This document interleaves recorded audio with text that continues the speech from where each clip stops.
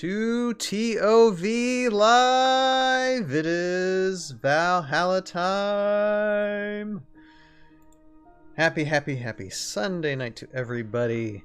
Welcome to the ToV podcast live recording tonight. And we have a fun podcast in store for everybody. I'm Ryan, Tales of Valhalla, and with me tonight is Jason, Robotics, Joe Crazy, and returning is Jeremy. I'm sorry, my goodness, I forgot your name. Jeremy, the Elysium Cullet, is back here with us, and as a guest, returning again. I think this is the third time he's been with us. Scaper is here tonight with us. Thank you for joining us, and I gotta raise actually. Raise that volume so people can actually hear you. That would probably be a good. Is that better? Talk.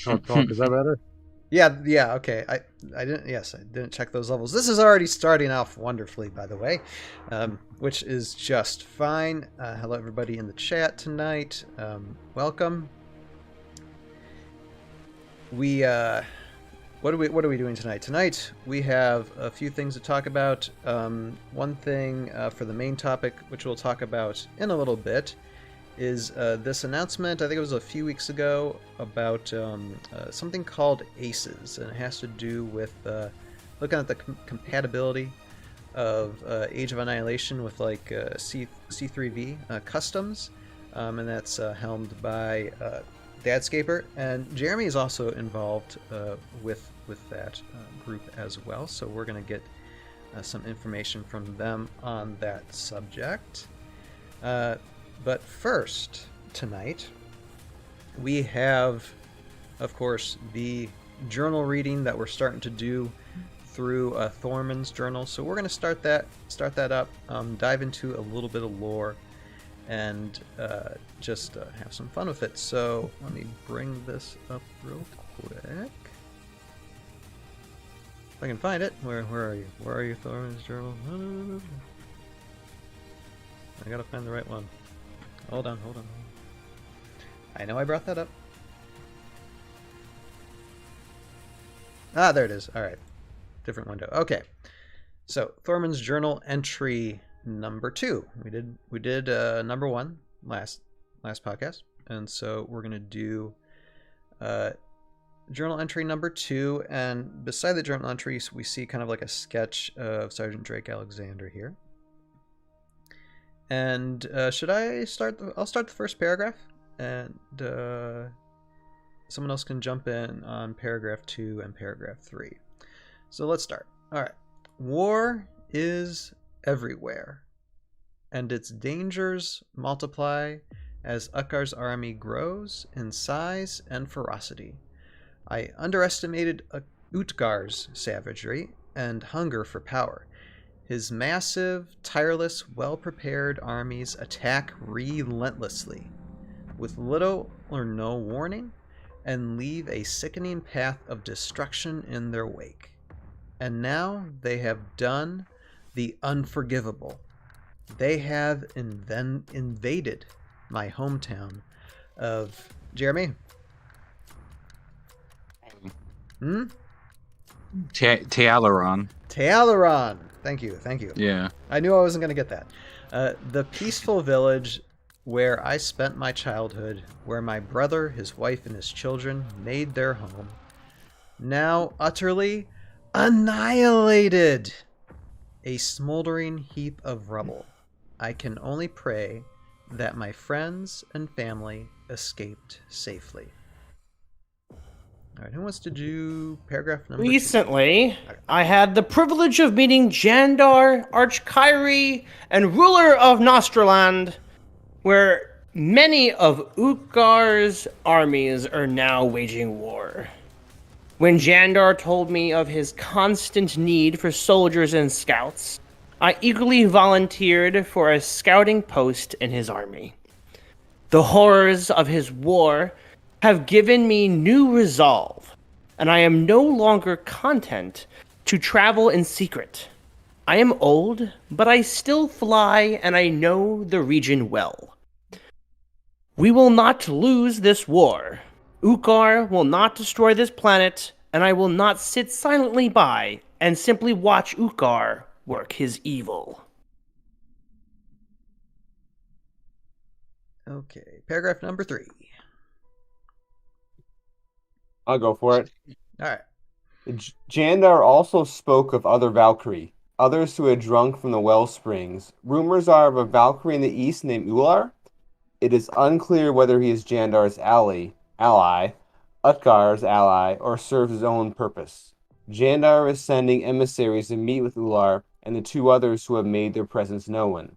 These other Valkyrie have not mastered the difficulties of summoning armies as of now. Their forces are small, but soon they too will learn to control the visions and the war will only get worse. I hope their hearts are pure. All right. So that is journal entry number 2, and let's talk a little bit about this because this talks like a little bit about Thormun personally, about Utgar's advancement, as well as talking about new Valkyrie generals at this time. So starting at the top, when it comes to Utgar's army and invading this hometown of Tayloron, right, Jeremy? Yeah, Tealeron. Yeah. Yeah. And as you being the lore master, do you know anything about this town more than what's in the writing here? I think this is one of the first times we hear about it, and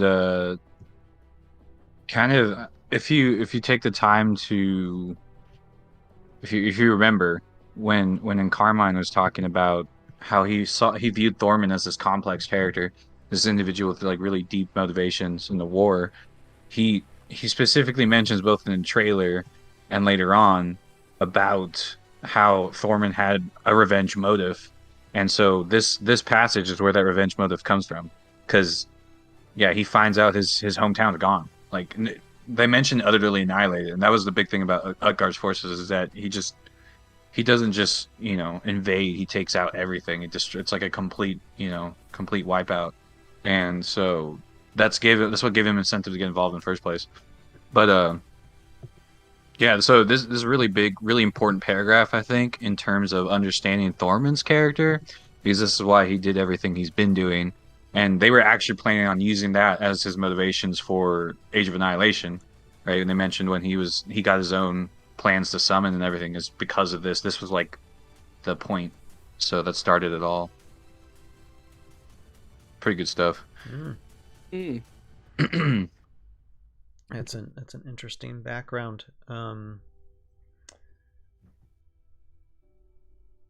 And you got to wonder though, as well as Ukar's motive. Was it just to destroy, or was there an ulterior motive? Maybe knowing that this was Thormun's village.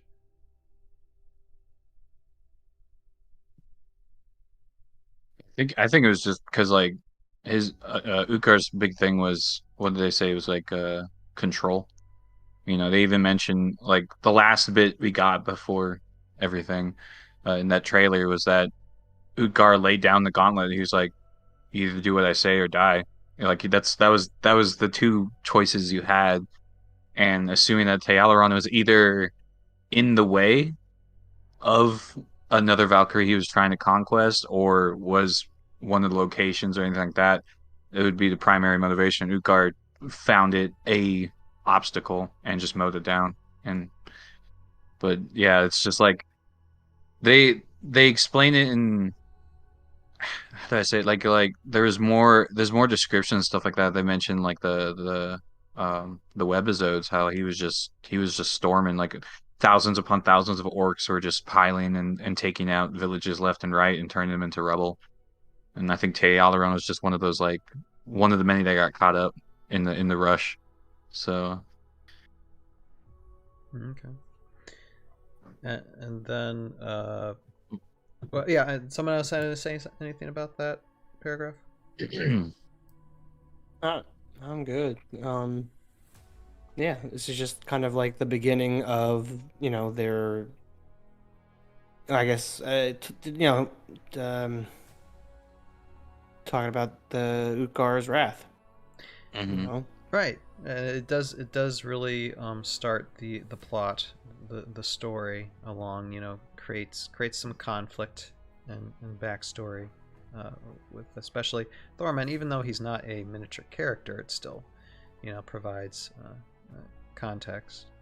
And then like with the next two paragraphs as well, talking about the meeting of these Valkyrie generals, Jandar, Ular, as well, and meeting them, and not too sure about one or the other, but just that underlying fear that will the Wellsprings corrupt them as well. One of the great things about the way Heroscape lore is set up is that there's so many sort of open sockets in which you could plug in more story. So what did Utgar really want attacking this village? We don't know. What does Thormun have to do with it, if anything? We don't know. I like this passage also as a sort of a good example of the open sockets for the lore. I mean, you mentioned Carmine. I mean, I think he and Craig and they were looking forward to taking advantage of some of that, and whatever happens next with the lore, I'm sure we'll do that too. Right. For sure. Because I know he was in the trailer when he was teasing that Thormun was going to take things into his own hands. He was like, yeah, Thormun has a reason to, and I think part of that reason is in this chapter with his home village getting destroyed. Of course, Thormun's going to want to, start fighting on his own terms. But he starts off as a scout, so this is like the origin story, and then I guess throughout the passage of time, he's realizing, I'm working for Jandar, but it's not accomplishing my vision of revenge. So I think I have to take things in my own hands, and that's where they were going to go with it. So, which is really intriguing. Yeah, one thing I always want to have too is like more journal entries, in the future, like official ones, that gives more detail and context to storyline or people or generals. yeah, I would hope that maybe somebody would take up the reins of being the next journalist for Valhalla, since at least for me, I'm taking it granted that Thormun is going to be the next Valkyrie, and he's going to bring in his own units and start fighting, and he's putting down the book, he's slamming it down and go, nope, someone else take it. I'm done with this job. I'm rolling up my sleeves and I'm going to kick some booty, right? Yep. You can say that. And it says, I mean, it shows in this paragraph too a lot about Thormun's personality too, especially if he, eventually if there's a way to make him Valkyrie General and have miniatures, under his banner, is the fact that he's very calculating. He investigates, and you can see that in his writings that he looks at the personalities, the strengths, the weaknesses of enemies and allies. So definitely has a head of knowledge to take advantage of those who you see fit. So it is a perfect character to go up against everybody. It just doesn't matter. You consider good or evil. Just yeah.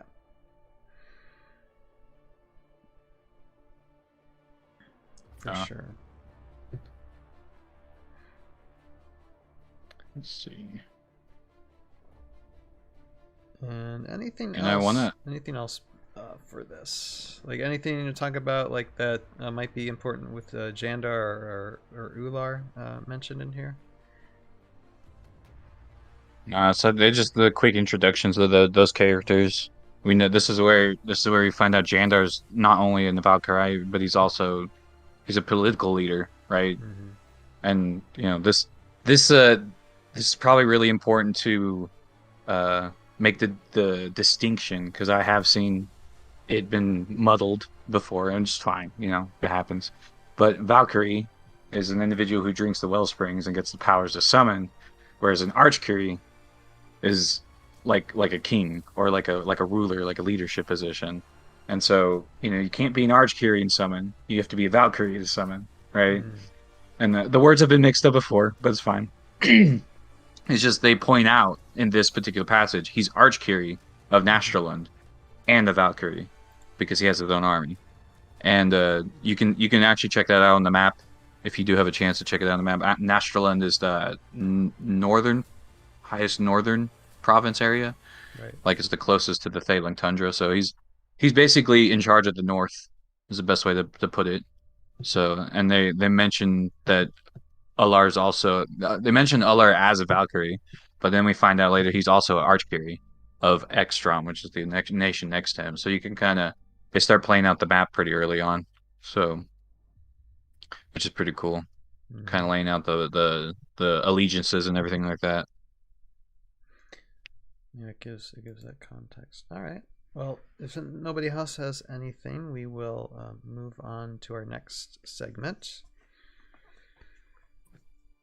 We're good? Yeah. Yeah. Great. So, and just to close out this segment for Thormun's journal entry, and look forward to reading the next journal entries in the future, for sure. All right. Now, moving on to the second segment tonight, which is something that we just came up with because of that. This might be a good idea, and we've actually been getting comments from what we did the last ToV podcast, where people's like, "Yes, please do more of this." So we're gonna. We were planning on doing it, and that's what we're gonna do. So it's basically a character bio, a reading of the heroes and squads of first starting out just the original squads and heroes of Heroscape, and then eventually probably get into the customs as well. And just we'll read through their stats as well as any lore or backstory that they have via the books of Heroscape on heroscapers.com. And tonight, the squad that we're going to be looking at here, let me bring this up, is the 10th Regiment of Foot. I was about to say but it doesn't say that. It's 10th Regiment of Foot. Yeah, because they walk. Because they're... It should be 10th Regiment on foot then. No, it's a military naming convention for the British Royal Army, I think it's called. Yeah.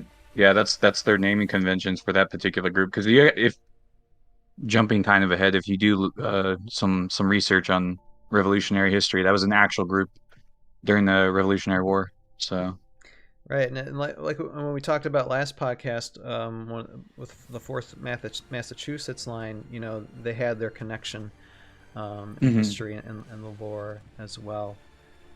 From them. Yeah, so this was more of the historical fiction side of things of Heroscape, which is pretty cool. Right, and this unit is from Defenders of Kinsland Collection 8, Soldiers and Wolves, and the general that they're under is Einar, and they are human, a common squad, soldiers, disciplined, medium 5, height. They have just 1 life. For each of them, there's 4 miniatures in the squad. They have a range of 6, attack of 2, defense of 2, worth 75 points. And their special abilities are Weight, then Fire, which Weight and Fire is if none of the 10th Regiment of Foot move this turn, add 1 die to their attack. It's basically what the 4th Massachusetts line does. And they also have a melee defense of 1 when rolling defense dice against a normal attack from an adjacent figure. A soldier in the 10th Regiment of Foot adds 1 to his defense dice, as well as a bayonet attack, number 1. And that's when rolling attack dice against an adjacent figure. A soldier in the 10th Regiment of Foot adds 1 to his attack dice. A soldier in the 10th Regiment of Foot can only use bayonet attack if he moved at least 1 space this turn, so it's moving forward. So the bayonet, actually, that 4th Mass does not have bayonet attack, right? No, they Right. don't. So would that mean that like 10th Regiment would be better? I forget what the point value was for 4th Mass. 70. 70. Okay. It's only a So 5-point difference, and it's Yeah. crazy to see that their stats, I believe, are exactly the same. Double checking on that. Chugga, choo choo. if we had done any studying beforehand, then we'd be on the ball for this. But that's okay. This is how we discover things.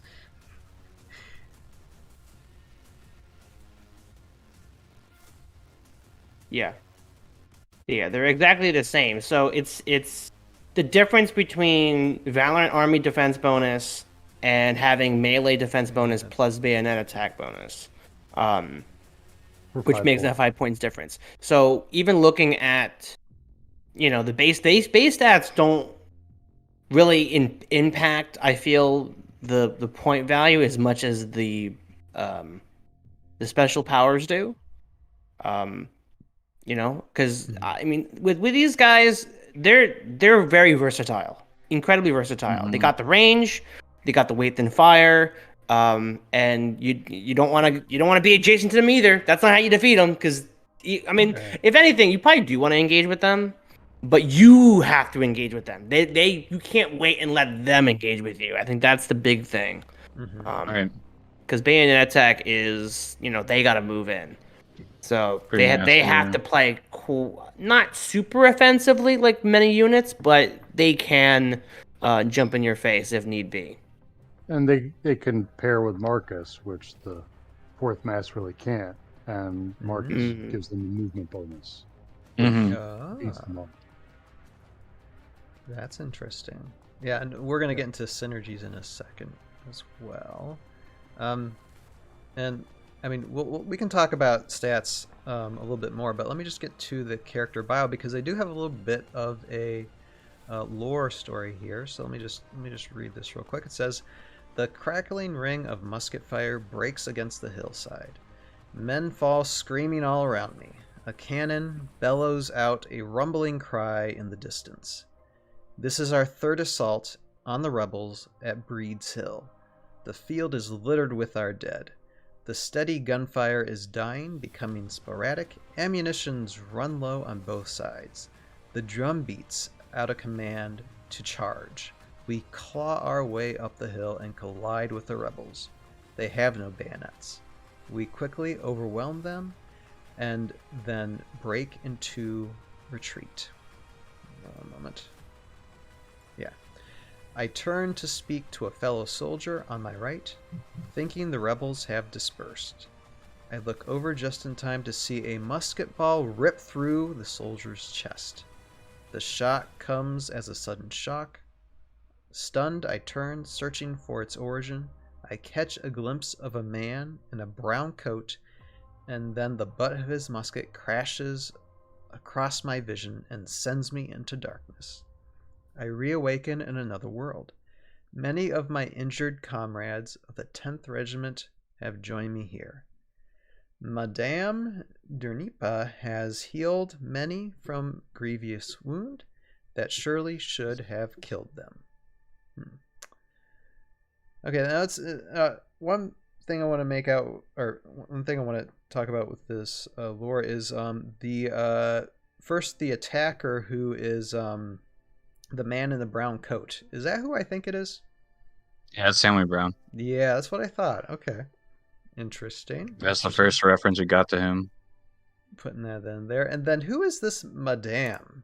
Do we know anything about So this character? she's a character in Einar's army, and we don't really know anything about her like visually, or they didn't really they don't show her visually, but she's been mentioned so in this bio, and then she's also mentioned in Valgard's bio as the source of his lizard arm. So like he lost his arm prior to being summoned, and she reattached a lizard arm to him. And yeah, so she was the one in charge of that. And so from what I understand, just like the context we've gotten from both this bio and his bio, Madame Dernipia is a very talented healer in Einar's ranks, and that's all we've gotten. Is just she was basically helping anyone that was summoned sick or anyone that was summoned hurt. She would take care of them prior to them being deployed. So Now, is she just a healer? Does she have like any rank within like the kingdom or anything?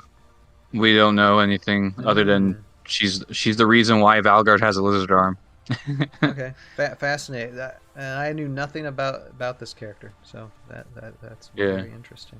She's only been mentioned in the bios, but I did when I composed a list like ages ago, where I was like characters that we are still missing in the classic rendition of Heroscape, and I listed her because she was mentioned at least twice, and the fact that she was in fact the source of Valgard's lizard arm, that made me really curious. I was like, is she going to play a larger role in the war? Or is she going to be like like a Kelda type character they were planning to bring out later? Yeah, and then nothing. So we don't know. We only got her in the bios, so. Gotcha. And okay, there's a couple of close-up photos of.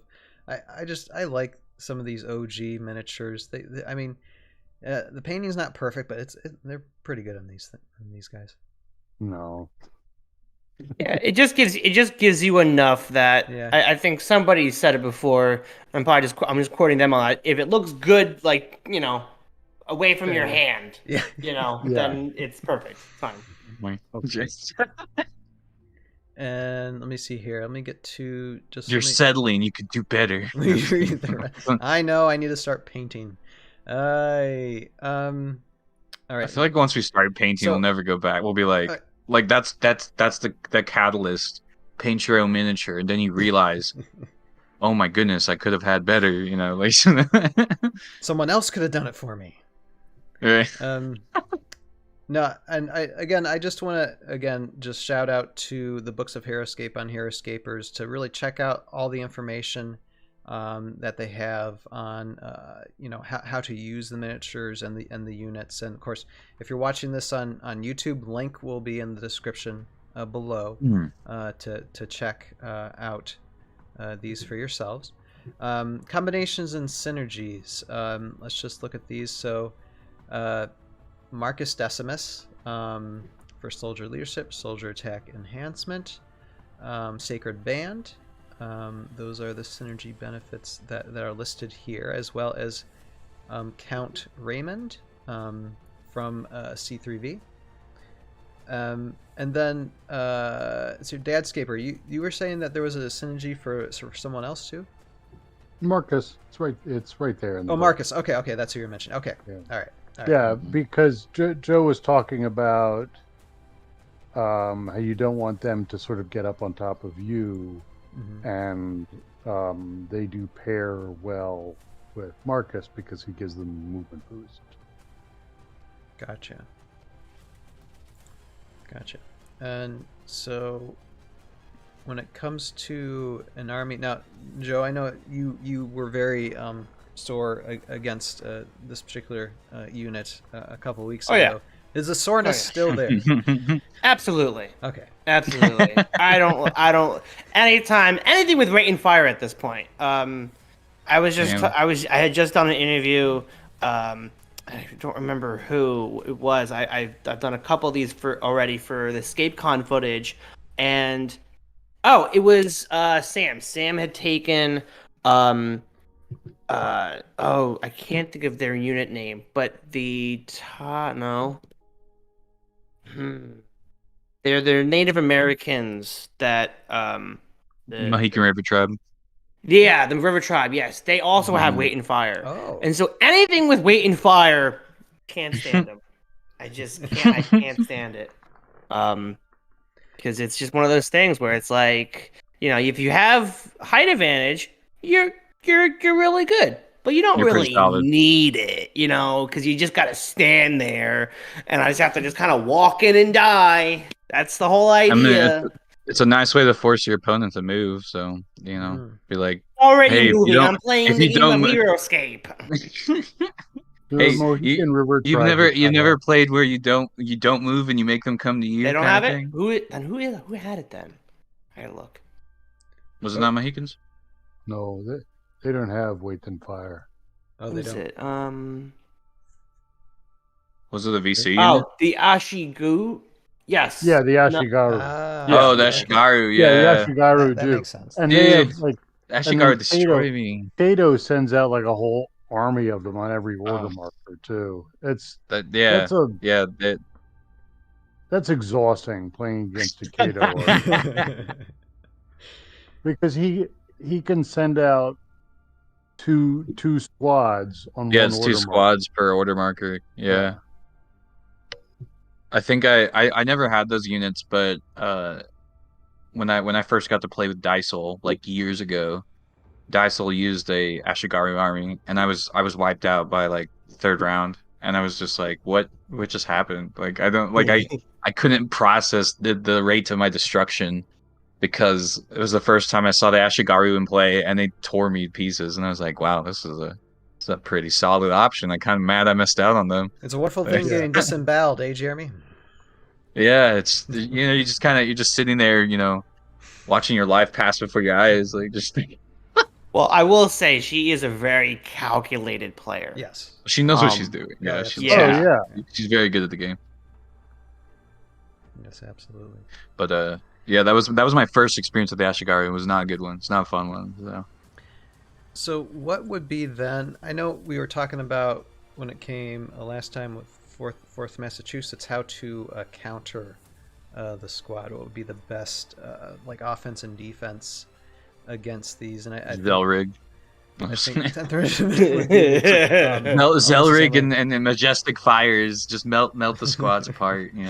just you strong. Just basically flame bomb them, like flame flambe, attack, flame yeah. bomb, same thing. Majestic Fires is terrifying against commons. Like it's so like the effectiveness of it. Sometimes you doubt it, and then you use it, and you're like, I'm sorry, I didn't mean to kill half your army in one order marker. I'm sorry. Like just.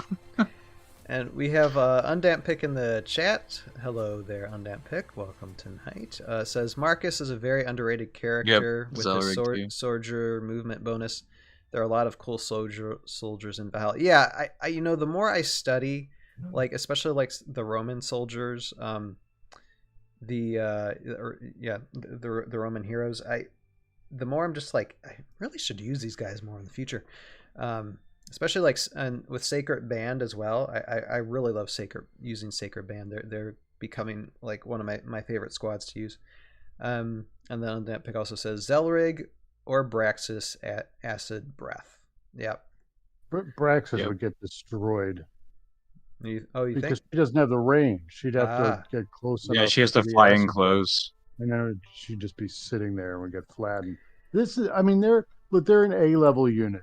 For a good reason. They're really, really strong. And they're an interesting, when you talk about their counters, they're an interesting illustration of sort of the way the top tier armies are shaped, because they're natural. Like Q9 is an A+ unit. So some people say, well, how about if we just ban Q9? But if you ban Q9, then you elevate some of these like Weight and Fire type units that can stay back and forth you to come to them, because Q9 has the long range and single attack to take them out. So it's worth bringing up Q9 as a counter, even though Q9 of course under Delta is 240 points or whatever he is. So he's clearly massively underpriced at 180. But still, when you're talking about an A-level unit, you're going to be looking at counters that are comparable, and so that was the first one I thought of. That's and it's interesting how they are ranked, and sometimes the point value is different for these, especially when it comes to tournaments. So that's always an interesting thing to find out and discover, because what you might be playing at home. And you go to a tournament and things are going to be probably a tiny bit different, if not a lot different. and it's just good to keep a heads up on that when if you're new at doing a tournament type of play like ScapeCon last year for some of us. Yeah, I know it's an incredible learning experience to see that. And we've talked about that before. Like, you go to a tournament and you meet people who likely are better than you, but hopefully you don't come away feeling bad. Right. It's not like it doesn't have the same ferocity of, the Magic the Gathering tournaments that I used to run back in the day, or the chess tournaments I used to run back in the day. It's not like that. It's a friendly gathering of people. So, yeah, we've talked about this the first time I was on. For sure. Yeah, when you were talking about your trauma at ScapeCon, and I did want to make sure that your listeners understand that comes in sort of the context. The wounds are healing into small scars. Good. It's tuition. Oh yeah, you're absolutely right. I had went to a small tournament in Massachusetts a couple weeks ago, and it was so great to see some of the guys from ScapeCon again, see some new faces, faced against everyone that I pretty much faced against at ScapeCon again. But I was able to get some dubs. I got some victories, which felt good. But even the losses that I had, you learn from them. You still have a good time. You still figure, okay, well, maybe I shouldn't have pushed in so much, or I'll try to be patient. Patience was something that I learned even at ScapeCon. A lot of my opponents would not be just throwing stuff at me. They kind of be like, especially with Wait and Fire, bringing it back to the 10th Reg. When I played with them, when I played against them multiple times at ScapeCon and at this event, you just kind of, don't move all 4, move or 5. Don't, just move up what you need, just to make sure that you're just at that range point. But luckily, the army that I did bring to that mass event, I was able to outrange them for 1 or 2 rounds. So that was pretty good in my. If anything, that might be the counter. Just outrange them. Yeah. Force them to move up. Because you were discussing that last time too, and that's one question I'm going to bring up. I mean, so it might be same as the 4th mass. Although I mean, the 10th regiment is a tiny bit different. So it's definitely not good to melee these. Absolutely not to try and go in and just pure melee. Yeah, you definitely. It's a sweet point because you want them to move in because they lose that weight in fire, but don't let them engage with you because then they get that extra attack for moving. So there's gotta be a sweet point with the range to be able to do that. And plus, if you're taking 4 squads of them, because there's 4 per squad, which is ridiculous. Yeah, I can't imagine that. Oh my god. So you have to literally, mass produce a bunch of attacks. So if you're only moving up a hero or 2-3 units and you're not taking them out at a timely manner, then you will get overrun. They will reach up to you, and it's not gonna be a good time. But you're gonna have a good time anyway, and we're gonna finish this segment because we do have to move on. But it's fun taking a look at this squad, and Undamp. I'm gonna have Undamp pick have the last word here. It says, "I've never had a bad time playing Heroscape," and I think that is the main thing. It doesn't matter if you're trounced or not. If you're learning, just like actually feel more like, I gotta get that thing. I gotta get that unit for next time so I can use it for my own army. And that's kind of what these segments are for, is for you to learn, understand, study some more. So that way, instead of just going after, like, say, Rise of the Valkyrie Master set, maybe you want to look for just individual squads yourselves and start building your armies that way. And so this is the benefit of these types of studies. So that's taking a look at let me bring this back up. The Breeds Hill is reference to Bunker Hill. I'm It's a sorry. neighboring hill.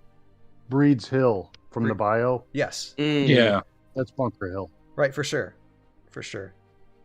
And it was is that from a horror? And just was one thing from historical. I mean, did like the colonists call it Bunker Hill and the English call it I Breeds think Hill? it was a neighboring. I think it's a neighboring. Yeah, area. there's just two. neighboring. There was two there hills was in the two area, hills. and Right. yeah, there was Bunkers Hill and Breeds Hill, and I think the Battle of Bunkers Hill took place at Breeds Hill because they mistook the two, and then it just kind of sat in history like that. But like both hills exist. It's just one was the side of the war, and the other took the name of the side of the war. Ah, okay.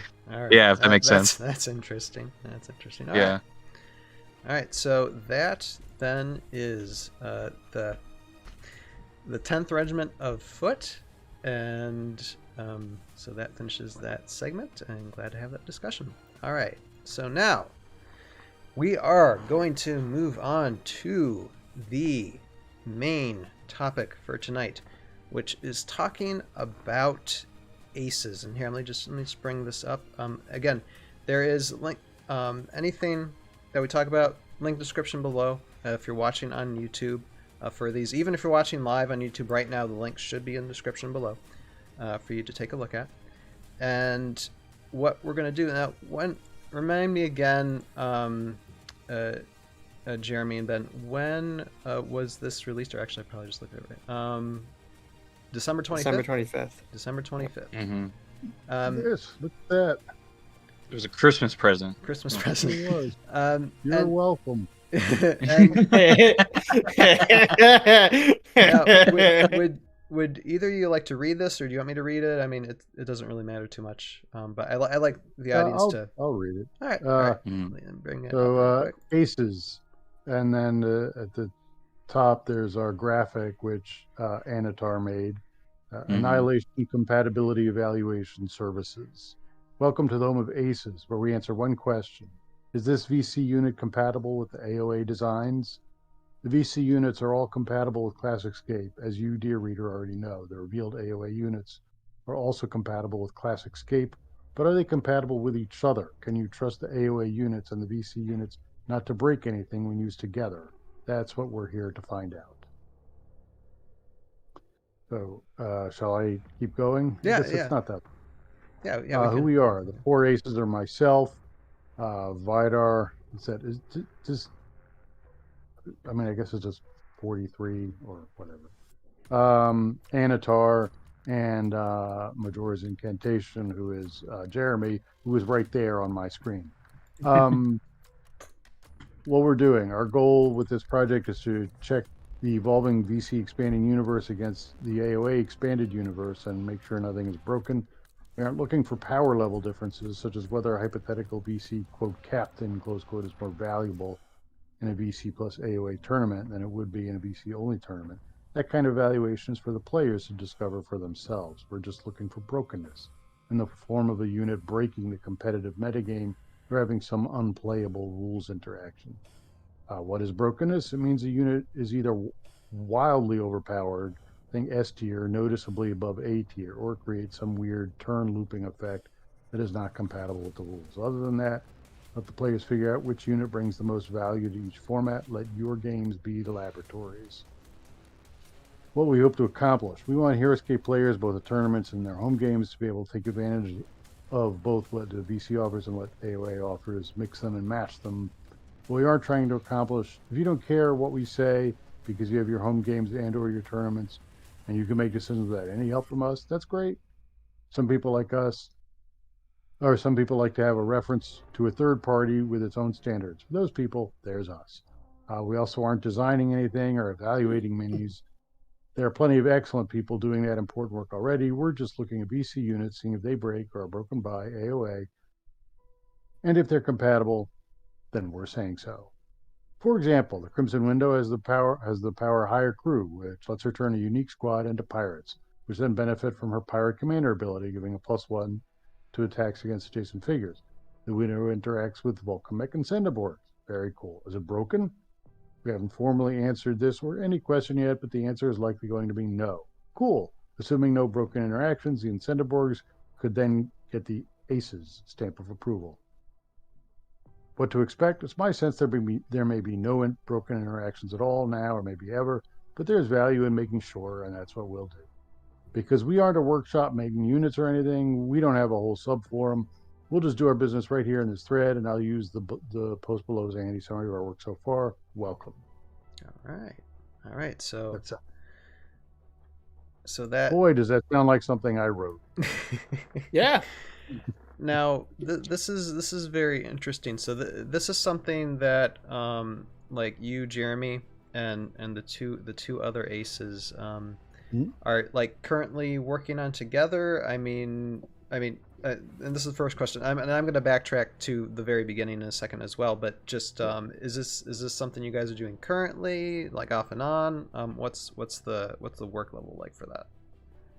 So where it is right now is Anatar, who is really familiar with all the units, both, as far as I can tell, both the AoA and C3V units. Anatar has highlighted a bunch of interactions between, that are worth looking at, and so we're sort of in the early stages of looking at them. And if we discover other interactions as we go, so much the better. Okay. It's also something, I mean, if people point something out, like, hey, did you guys look at so-and-so? Or, I'd be happy to take public feedback. It's not intended to be, we're not trying to surprise anybody. It certainly could be that I call Doc and say, hey, what do you think about, this competitive issue? I'm not, this isn't something where I'm proclaiming that we are, the best competitive players. We're just doing the work, collecting feedback, formulating it, putting it into, this is our stamp. That's what the main thing we have to offer is, that stamp. This has been examined, it's acceptable, because for some people that's important. Mm-hmm. For sure. Yeah, especially when it comes to tournaments and such. Now, Yep. now I'm going to backtrack a little bit now. How did this get started? What was your original thoughts, Dad Scaper, for this, and how did this all come together? A number of people, both inside the C3V and outside, were asking during the AoA campaign, what does this mean for the C3V? How are they going to play well together? The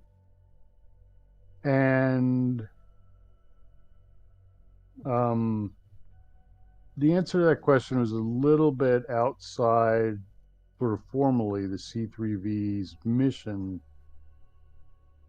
to answer. We could have expanded two things could have happened. We could have expanded our mission a little bit and sort of dealt with AoA as part of the C3V thing, but that's not really what the C3V does. C3V is a workshop that makes units that are sort of backward compatible. So here are a bunch of new designs, and this is the second thing. Here are a bunch of new designs. They're great. They're also backward compatible. They don't have minis. That's all another thing that C3V does not deal with. Mm-hmm. Design without a mini. We start the process with minis. And it's and they're also sort of designed to different standards. The C3V, the AoA units are designed to a standard that includes unpainted minis. And is that something that we want? I mean, they're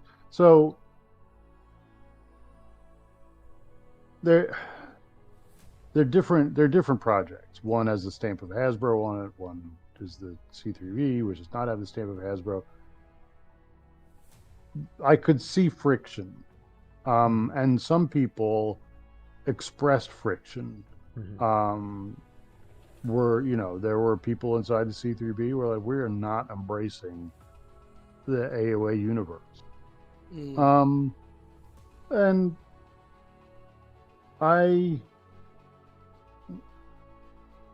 wanted to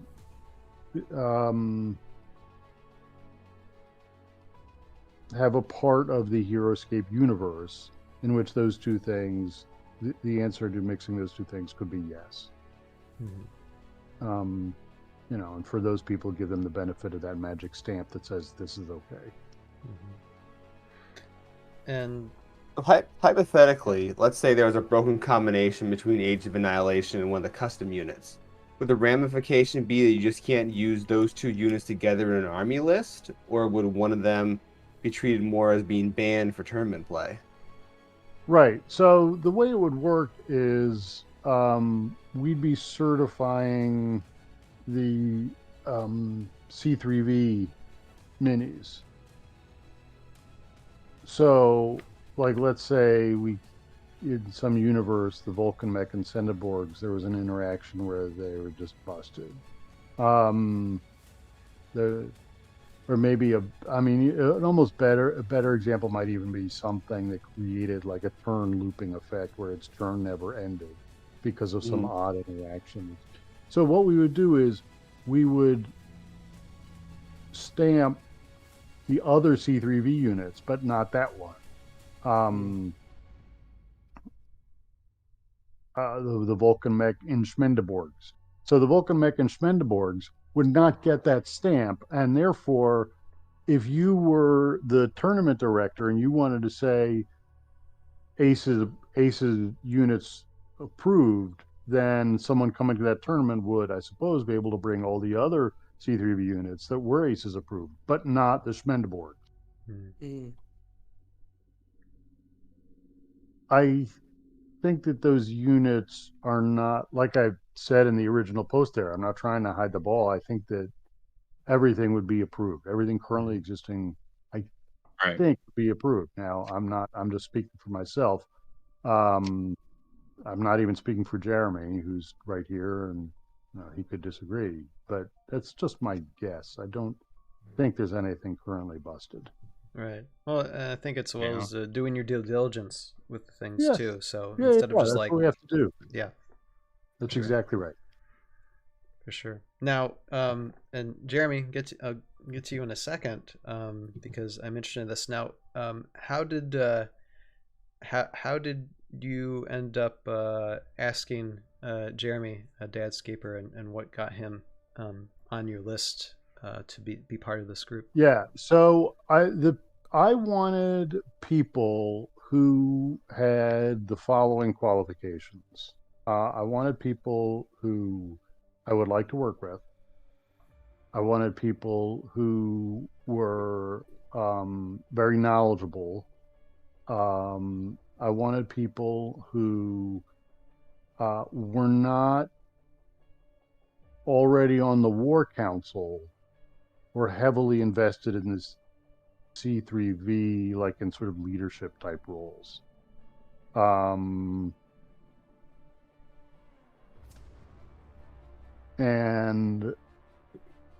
I also had this idea. So that was who I was looking at, and it led. So I talked to a few different people. Not everybody wanted to be involved. I wanted at least one person who was like a tournament director type person. So that's Vidar. He's a tournament director in the Northeast, or the Mid-Atlantic, I should say. But I wasn't looking for genius players. Because if everyone had to be a genius player, then I wouldn't be able to be on it. I'm not that good. Yeah, I wanted people who had the energy, the interest, and the knowledge. For sure. And Jeremy, so when were you reached out to, and how long did you have to keep this a secret? Oh yeah. No, he actually. So I think we started talking about it around. Because when did the thing? I think the crowdfund ended November 15th. Was it November 15th? Yep. Yeah. Yeah, so it was about a couple days after that, I think. I saw the PM in Heroscapers, and yeah, I was just like, I'm not gonna say anything yet. We'll see how like we were discussing, and we wanted to have like a couple chats before we made it official.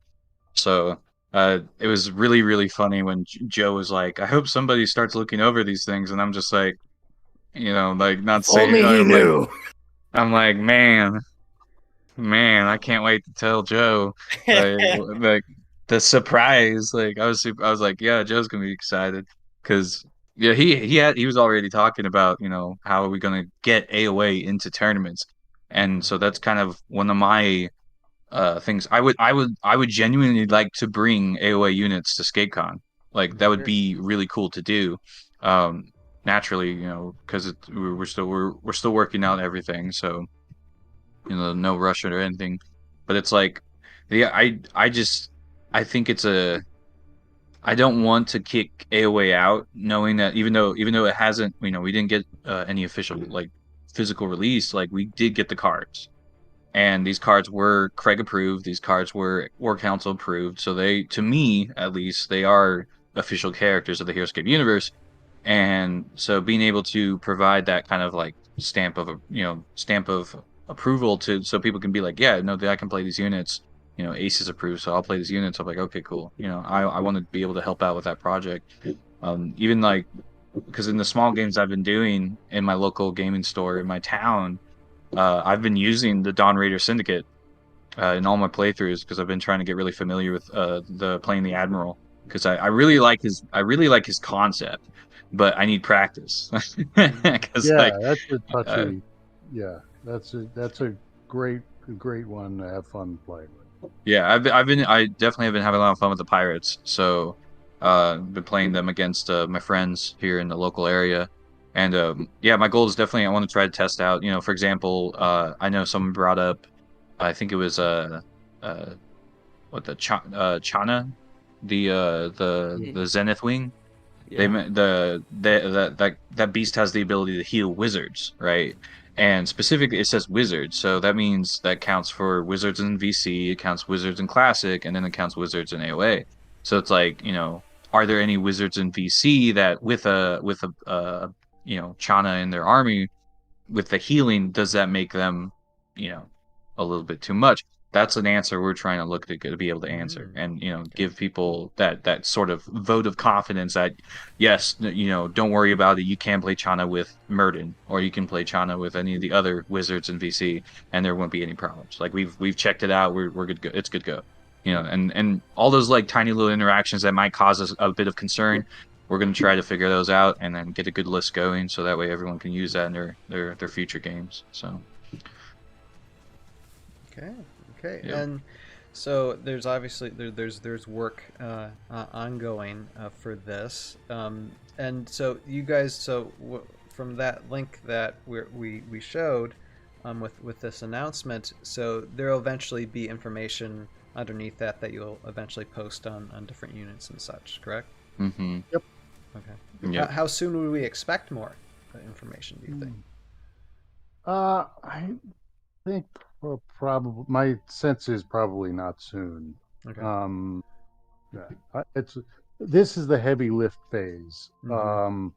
Once we get the next phase is all of current, VC units. After that, we only need to deal with them when they come out, when the new ones come out, which is not, as you know, is not that often. The one thing that we're not doing, which I think would make a difference to the ScapeCon and whatever online Heroscape or whoever. One thing we're not doing is we're not addressing the absence of minis. That I think that has to be a different project. That can't be. I don't think anyone on the War Council would want to take that on. I know I wouldn't, because I don't. Well, but I don't think it would be wise to take these units for me and say it's okay that you didn't get them here, use this other mini instead, because sort of officially the project that I worked on didn't fund. So because my name is, because of my relationship with Hasbro, I don't think it makes sense for me to take that step. Which is why, sort of going back, and Jason, this I think goes back to your earlier question. That's why this is sort of a one-way relationship. All I'm looking at is the VC units. What we Okay. have of the AoA, what we have of the AoA units, as far as this project is concerned, and as far as I'm concerned, all we have is e- exactly what was revealed to us. So right, I'm not tinkering with what Avalon Hill gave us for AoA. Gotcha. I gotcha. Okay, so that's something that's good to make clear too, that you're primarily focusing on the custom, the VC units, not the OG Heroscape stuff. Correct. Oh, right. But I mean, if someone else wanted to say, "Hey, I'm going to make a," if someone not connected to Hasbro could, you know, what could proceed with sort of cataloging best fit mini for AoA design. It's just not something I'm comfortable doing. Okay. Gotcha. And Joe, Jason, any other questions? Yeah, I'm curious to know, do each of you, because you had mentioned, Ben, about Vidar being, a tournament, person, do each of you have your specific roles for this, or is all of you are essentially, doing the same job, or do each of you have your roles or expertise? It's all the same. Yeah, it's like a team effort kind of thing. We're just kind of like looking everything over and seeing if we can catch stuff. And um, I was I was approached because like the work on the Wikipedia and with the lore and the stuff like that, kind of like figuring out the story bits. But you know, I've also recently started playing a lot more often, so it gives me an avenue. I've checked with my friends that I've been playing Heroscape with. I'm like, hey, I'm going to be playtesting some stuff in the near future. Would you be interested in kind of essentially being guinea pig for that? Like, can I throw these enemies at, or can I throw these units at you and see how these work? And so far, pretty positive reactions from everybody. So definitely going to be trying to find those like little things that if they are a cause of concern, we can check them out. And if after a couple plays, I know this it's not that bad of a thing, we can be like, I'll report back to the ACES and be like, hey, so I played this unit in this fight and it didn't really didn't cause any issues. Still felt like a normal Heroscape match, things like that. And then we just take feedback all together, and we're gonna compile it all together and then release our thoughts on those subjects. So, and that's the plan moving forward. Yeah. Oh, Granted that. Oh, go ahead, Jason. So granted that basically tabletop gamers consider anything they lose to broken. Is there going to be some sort of formal submission process where people could suggest things like, hey, I tried this combination out at a local tournament and I thought it was really brutal. Can you guys look at it? I would love to have that kind of input from the Yeah, that would be really community, but like I said, like I read out loud from the post at the top, I'm not concerned about A tier level dominant units or Mm-hmm. even really A plus level dominant units. I'm looking for S tier. Like when it talks about competitive brokenness, I'm looking for something that's S tier, for something Worse than Raylan. yeah, which I did. Oh, I've said and I've said and I've said I don't think we're likely to find, but I want people to be able to play with confidence. Sure. And this ACES stamp of approval. Now, is this going to carry weight in tournaments like ScapeCon, which is the biggest, but as well as other tournaments? Individual tournament directors have to decide for themselves. I know, Yeah, like it's up to them. Colorado recently had a tournament that included AoA designs. Mhm. I'm hoping that we help in that regard. I don't know, but I mean, I have no idea what Michael will do or I should say, I have no control over what Michael will do at ScapeCon, and I don't have the kind of influence with him where even if I did ask him to do something, and I wouldn't. All we're doing is we're putting this out there in the world, and what people do with it, I don't know. All right, for sure. And let's see here. Anything else from you guys? Yeah, I'm curious too. With what do you look at? I mean, when you talk about S tier, and when you play test with this stuff, or even in general when you play test, do you just have the single unit on the table and you just see, all right, we'll just throw a bunch of Mara Jones. How many Mara Jones does it take out? Like what do you guys look at with do you I mean obviously you work it with the other AoA and then you verse it against a whole VC team? Do you mix the VC with classic escape? Do you just look at like full on what is the strongest tournament army Yeah, out there? We just throw it against that? Joe, you've been spending too much time with Jason. That was a Jason question. Oh, okay. Right? Jason, Yeah, that a little was bit. yeah. Okay.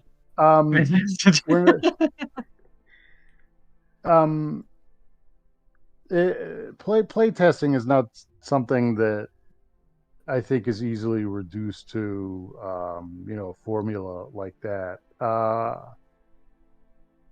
I mean, most of the interactions, I think we can take a look with the eyeball test and see, well, this isn't going to be that problem. Like higher crew is theoretically a powerful ability, but then you can just go down the list and see what's it to do with this one, what's it do with this one, what's it do with this one.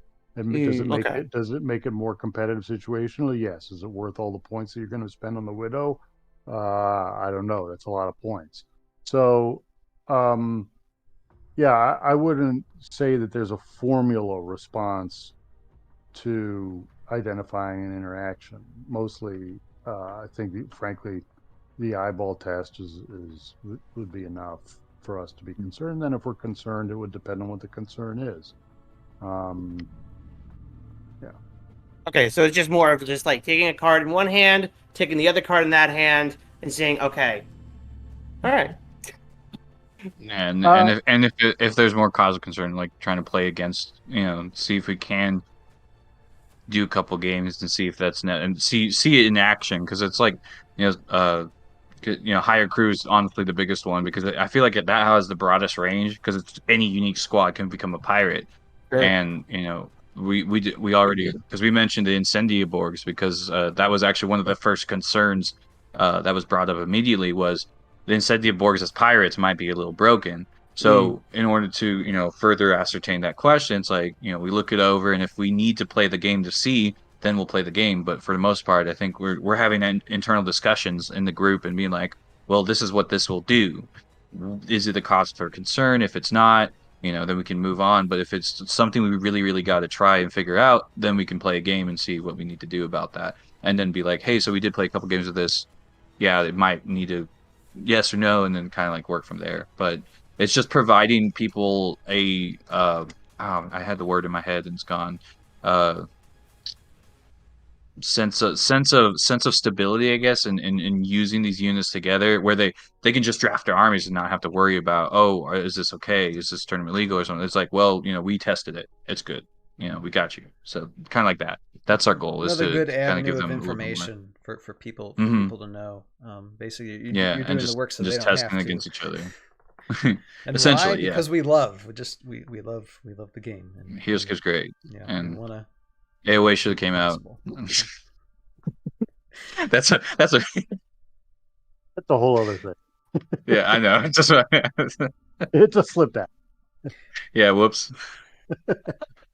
No, and I think it's a solid venture what you guys are doing, trying to make this work. Thank you. As best as possible for people and like the regular tournament play. So I look forward to seeing what you guys provide in the future when it comes to linking up, because I'm just now it's not just AoA units that I'm like looking at. It's also the VC units that I'm still like looking at, and I'm just like, I still need to go through these. So yeah, it'll be interesting to look at those, and definitely like in the future for future podcasts, whenever you guys post something, we'll probably have a discussion about it sometime. So yeah, really sounds good. Really do appreciate that. And I know Dad Scaper, I know there was something you were saying a pre-show about VC. Did you want to talk about that before sure. we close? Yeah. Right. So I stepped down from the C3V. I've been on it since the beginning. At the beginning, I was an editor. That was 2010. When did I join the ERB? It was pretty soon after. I've been on the ERB, I think 11, the Executive Review Board, like the leadership committee. I've been on that, I think 11 years. And yeah, I had decided that it was time to step down. In fact, I'd been thinking about stepping down before Age of Annihilation. I'm glad. But anyway, now that the dust is all settled from that, I thought the timing had finally arrived. Yeah, it's something that there have been times when, I mean, this is going back a few years, 6, 7 years. I was really worried about the future of that project, and I was quite frustrated, but I didn't want to step away, because I was worried about what happened if I did. That time has passed. There's a lot of good energy at C3V without me. There's really exciting stuff in the pipeline, and I'm looking forward to it getting out in the public. I think you guys are going to love it. Yeah, game-changing stuff. Cool. But anyway, they don't need me to get it. And so does this provide you now more avenues to explore other things, or maybe scale back a little bit, or what's your plans for that when it pertains to Heroscape? I don't see the ACES project as being one that takes a whole lot of my time. So yeah, I think I'm ready to enter a phase where I'm just sort of more of a fan of the game for now. And I imagine I'll still be around the boards doing my sort of, being my usual presence. I don't anticipate that changing, other than that I won't be that or much of that inside the C3V Inner Sanctum.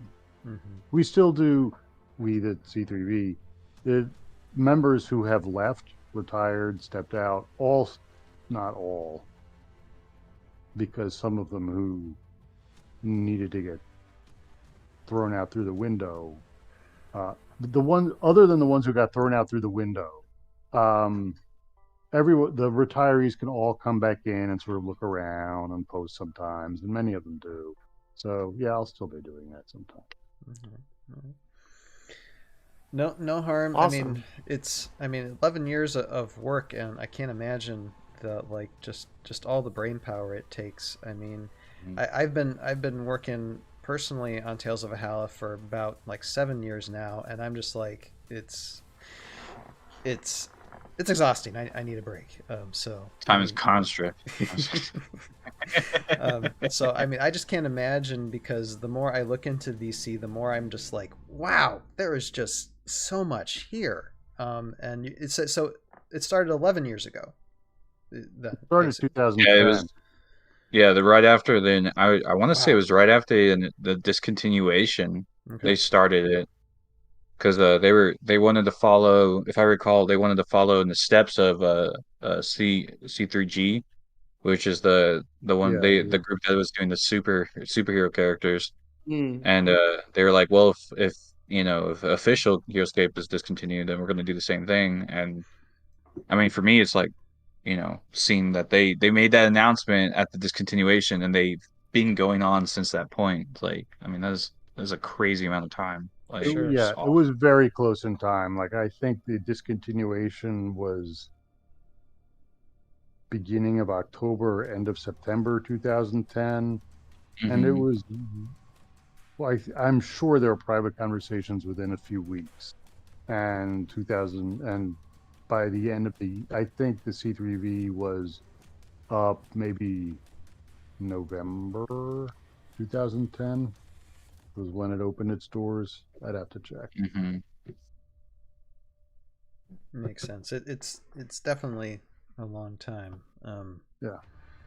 So the work is appreciated, for sure, and it's always lovely having you with us, Dad Scaper, to dive into a lot of these technical things, the backstory and history, and then again, Jeremy. I mean, you're a common guy here, but it's great to hear some of these inside information things, and yeah, I'm again, always flattered to be asked, and I enjoy engaging with the community.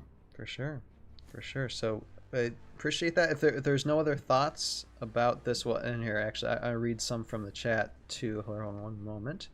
Okay, Marion says, "Hola amigos, hola Marianne. Glad to have you on the chat." And Undamp Pick is saying, "But isn't Joe always excited?" That should be his he's always crazy and not mind shackled. Definitely not mind shackled. And Don't believe him. Undamp Pick is always That's what he saying, would say. If he was mind shackled, he would for sure. Yeah, if he was mind shackled, as a mind shackled individual, he would convince everyone he's not mind shackled. Therefore, and Undamp Do Pick you know is what those also- little amulets that Kimushi gave out for the mind shackling, what they look like, so we can make one like for Joe and send it to him? And make sure everyone yeah, has it? it's in the Yeah. webisode. Sometime. You can act the designs in the Yo, webisode. Etsy, let's get on that. 3D printing. 3D print me. 3D printing. Okay. Not that I need Give me a it, moment. because I'm not mind shackled. Okay. But Yeah, clearly, yeah. What we need to do is get your girlfriend to present it to you as a gift, as like. mind shackles me, so. Now we're talking about male to female or just any type of relationships, and we could really get into a whole kettle of fish doing that type of thing, So We could, yes. yes, we very much could. Let's You have not. to catch me first. Let's You'll not. never get me. Anyway, Undamp Pig Nice. is also saying, are there any plans to overview some of C3V in the future? I've been into Heroscape since the beginning, but only added a couple of C3 characters to my collection and haven't looked at it in a long time. Any plans to overview? I don't know if that means like to review. I think that's a question Like for you. for the podcast. Yeah. Oh. For the podcast to look over. overview. yeah, Yes. VC Okay, stuff. I get it now. Brain work. Yeah. Well, I mean, since we have been covering, and we're gonna cover another, I think another hero in a minute too, because we have a little bit of time. But we plan to do segments to we're covering each unit or hero card. First, it's going to be OG Heroscape, and then after we're done with OG, then we'll start doing the customs. That might take a little bit of time, but eventually we're definitely gonna get there and look and explore that for sure. So yeah. Anyway, okay. So back to this ACES segment. Yes, appreciate the information, and hopefully we'll be able to see more information on it soon. And thank you guys for doing what you do, and hopefully it becomes successful, and it'll just be another tool for people to use within the community. So appreciate it. Thank you very much, and so that is the end of that. Yeah, thank you for segment. the encouragement. Thank you. For sure. And so now, let's see. I'm just looking at our timetable here for this. So let's see. Yeah, I think we'll do the second character bio then. Since we have Dad Scaper with us, might as well do another unit card and glean from him and you guys as well the information. So the next hero. A character or unit bio that we're going to look at, and here, let me bring it up, would be and Jeremy, make sure I'm pronouncing this right. Aklara? I say Akalar.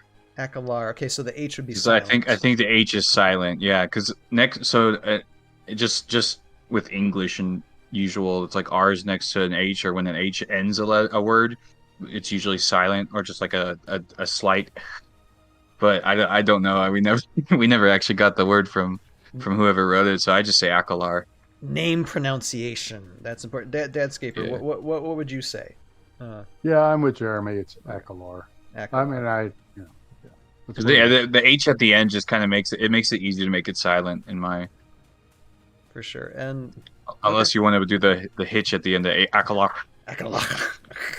I don't know if you want to do that. So You know, when it calls for it. Akalar. Yeah. So this unique hero comes from Crest of the Valkyrie exclusive set, and this is other Ular's flag. I'm sorry, I have both Ular and Ular because I've gone through the names with Jeremy, so I do both.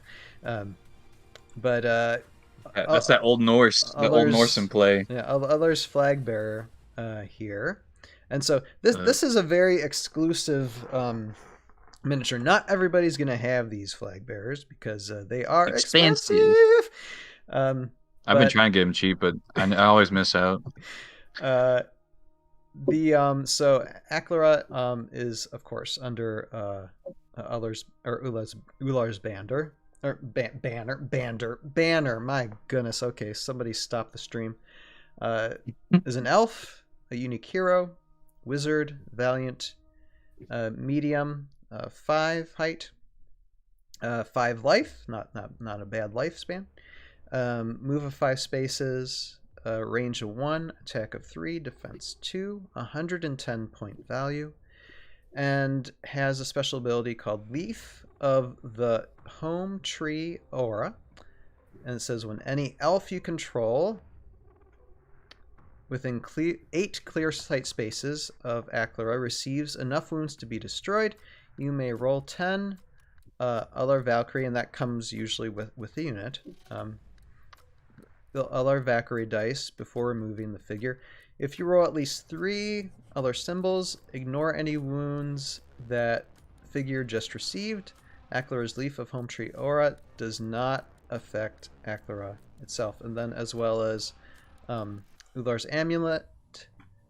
All friendly figures who follow Ular and start their turn adjacent to Aklara may move 2 additional spaces. So there's some healing boost. There's some movement boost for this miniature.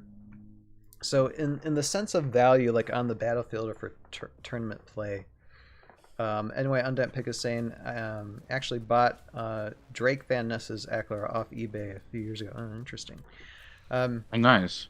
Wait, Drake Van Craig's son? I have no idea. I don't know. What? I'm just reading. That's wild. What I believe it. I mean, Yeah, no, because Sergeant Drake Alexander, the name comes from right Drake, which is Craig's son, and then I think Alexander was Rob's son. So Yep. they combined their sons' names together to form Sergeant Drake Alexander. Interesting. That's wild. That's a character you keep. If owned by the son of Craig. That's pretty cool though. I didn't even know he was selling Heroscape. I'm like, hey, can I have some? So on its own Yeah, I merits. can't. I'm sorry. Yeah, yes. No, you're good. Craig's son on that pick confirmed. So yes, that's very interesting. That's cool. Yeah, That's I really. would keep it. I would keep it. That's a thing to be proud of. So it's a nice looking miniature. I love the banner. You know, I love the it's got a little knife there. By itself, I mean, this is definitely a one that you would want to synergize with for sure. Right, on its own, I mean, attack is relatively okay, and it can move around and it can hold its life, but I would say it would be something that would synergize more with healing miniatures, right? I'd say so. Yep. All right. And the character bio for Aklara says, "Nimble fingers dance in delight. For some 2,500 years, they have spent long hours perfecting their craft. A gleeful laugh escapes from thin lips, turned upward in a smile. And this is the accumulation of his long life's work. and the elven craftsman can't help but lose his overwhelming joy. With great skill, he carves upon the fair bark of the Wayland tree. The result of his blissful task will be the leaf of the home tree. It'll be blessed and borne into battle by the valiant wizard Aklara, and will save many an elven warrior from a treacherous end. So there we are. And let me see, let me bring combinations and synergies. And again, a link in the description below if you're watching this on YouTube. Combinations and synergies. Quintella Gwyn. Synergy. Uglinish. I always want to say uglinish. I don't know why. But there's some synergy benefits. And then for the benefit of the leaf of the home tree aura, basically all the elf units. Is that correct? It just basically it'd be good with an elf army. Yeah, it's all elves benefit from it. Gotcha. As well as let's see here, Ular units, Arkmer, Emiron, Jordan, and then for C3V. Let's see here. I think Haduk would be part of that. Yeah, Haduk, Ilaria, Korman. Let's see here, Arthur of Sherwood, Ezerite Warlord, Elon Sida, Haddock, yep, Loxley, Master Lao Zin. Oh, I got Master Lao. Nottingham Brigand, Nagrust Hardscale. Yeah, and then Tomb Skeletons as well. So lots of miniatures that you can link up with Aklara.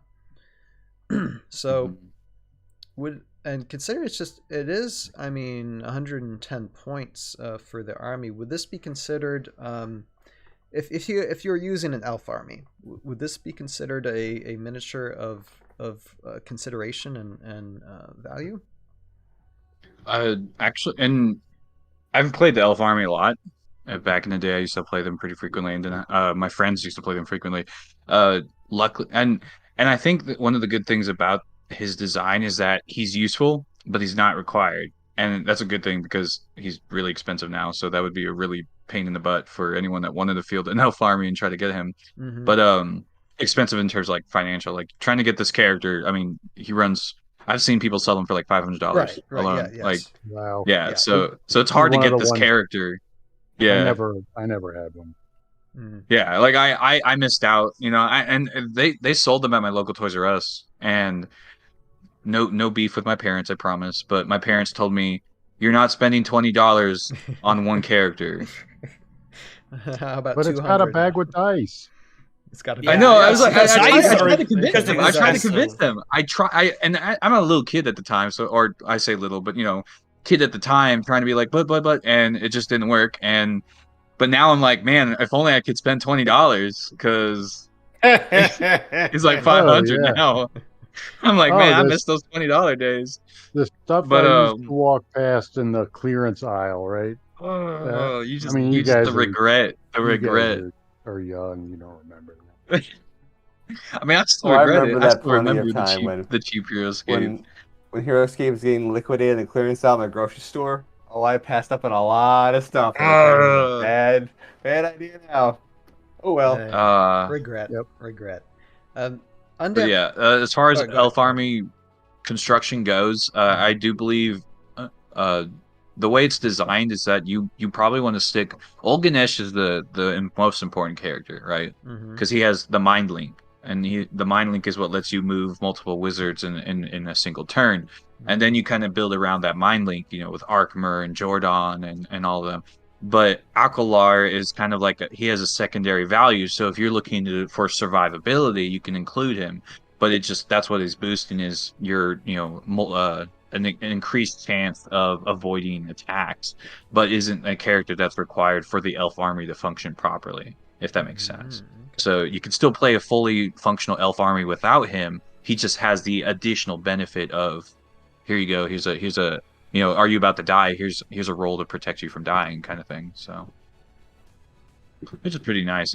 But also leaving that up to chance. I know my die rolls are garbage, so I don't like to rely on it too much. It's the downside I of like more using there, secure which is, like, stuff. a lot of die rolls. The Yeah. the math of that roll there is not very good. It's not something Yeah. you can rely on occurring on a regular basis. Yeah, three. You have to get so for context. If you don't have other dice, it's the empty side of the traditional dice. So you would have to roll 3 empty die slots just to get that heal to work. So For out of sure. 10 roll, I have a roll of 10. So For sure. I don't know the projections of that, but it's very very low. Right. So Yeah. Akalar would have been named for Al Roach, Okay. Oh, okay. who was a Hasbro executive at the time that Craig and his team were first developing Heroscape. He was a guy inside Hasbro who was very protective of the project. Mm. Nice. Yeah, really nice guy, a good guy who I bumped into, not knowing who he was. I bumped into him at Gen Con. He was selling a game that he had designed called Box of Rocks, which is a superior little party game. Comes in a box like this size, and it's just a fat deck of cards. It's a great, fun trivia game that's good for any number of people if you can find a copy. Nice. I might find. Yeah. I mean, there's gonna be a link in the description below right now, but if I can find it, I'll give him a shout out and post it in a link below. When I put this on the video. I mean, you can see him along with a bunch of old timers, including myself, but mostly people who've been in the community longer than I've been, in a quote family reunion close quote photo. Oh yeah, that picture. Yeah, Al Roach is in there.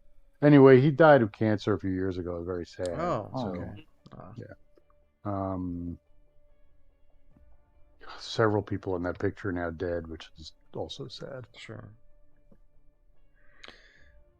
Well, that's strange to hear, but at least that this miniature is still around. It still has incredible value.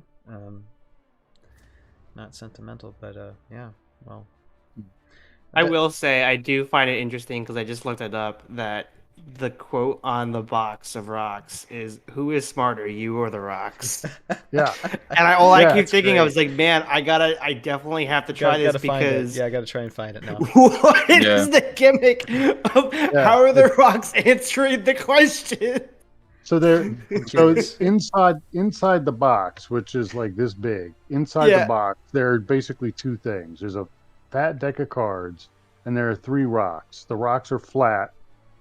2 of the rocks have a 1 on one side and blank on the other, and the third rock is blank on both sides. So you take out the cards, leave the rocks in the box, shake it, open it up. Now you have a number, you have a revealed number that's either 0, a 1, or a 2.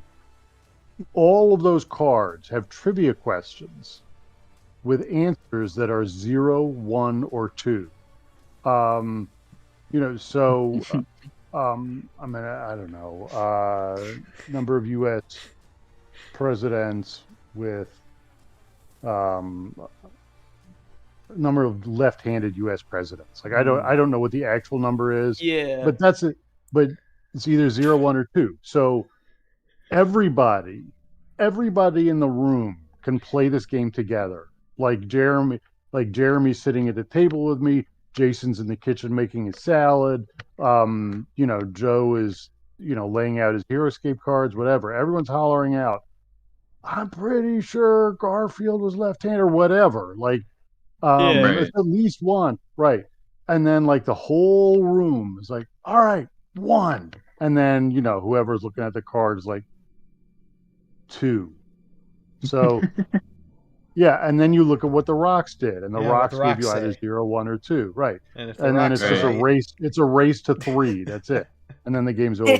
It's super fun. That's great. Yeah, That's awesome.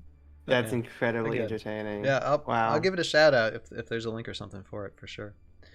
Yeah, Amazon's got it for $14 right now. It's on Oh. sale. It's not bad. Oh, There you go. that game works really well for like family parties and stuff. $15. I've gotten way more than $15 yeah. worth of fun out of mine. For sure. Nice. That's great. Cool stuff. I love that. All right, I'm gonna catch up a couple comments from Undamped Pick here, and then we'll close this looking at this hero segment. Let's see. Undamped Pick also says, I also bought his Utgar flag bearer too. Talking about Drake Van Ness, not knowing he was the one who listed them. That dude, wow. That's a good one. Yeah. Yeah, that's actually really cool though. It says she works best in an elf army if you can keep the warriors. Okay, talking about Aklara. If you can keep the warriors of Ashra in range, they are, to quote Avatar, very hard to kill. Yeah, that might be a good synergy with warriors of Ashra for sure. That Yeah, because the rolling the defense and all that. Mm-hmm. Yeah, mixing Akalar with the wizards becomes very expensive very quickly. But I think he might be more, or she might be more interesting mixed with like a Warriors of Ashra type. For sure. And you see Warriors of Ashra being used a lot as well. So yeah, it would be good if you're so inclined to really have a interesting army with this flag bearer. If you want to put in that coin or get really lucky. And Unnet Pick says, I thought $20 was expensive and ended up paying $60 each without dice. But that was 2 or 3 years ago now. Yeah, and these things just keep on going. No, I've definitely seen listings for $500, and it kind of makes me cry because, yeah, I'm not spending $500 on a flag bearer. I'm sorry, y'all. No. Last time I went to sell some of my Heroscape stuff to turn some of my plastic money into the disc golf equipment. One of my friends was like, stop selling your stuff. It's just getting more and more valuable. Stop selling it. And I'm going to answer whether I have this miniature or not by saying you might see Akara just briefly at the end of Season 3, possibly. Oh, wait, no, spoilers! No spoilers! Well, I'll spoil this. It doesn't say. I mean, the character doesn't say anything. You just see them. They're just there. That's it. There's teasers for following seasons now. Shot. Just in a shot. Anyway, you're killing Joe's immersion. Where's the spoiler alert? Where is it? Where's the bell? Let's talk about the lore of the character bio on this miniature real quick. This is just basically talking about the designing of the flag that this wizard bears. Is that correct? Mm-hmm. No, so I think it's really interesting. So this flag wasn't like if you check all the wizard the flag bearer bios, right?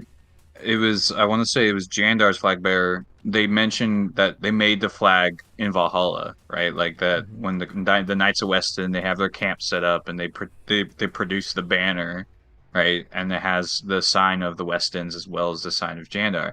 But Akalar's bio specifically mentions that they carved this on Phaland. Like this was already prepared on their home world. And so he was like summoned into the world with this flag, and then Allard placed his symbol on it.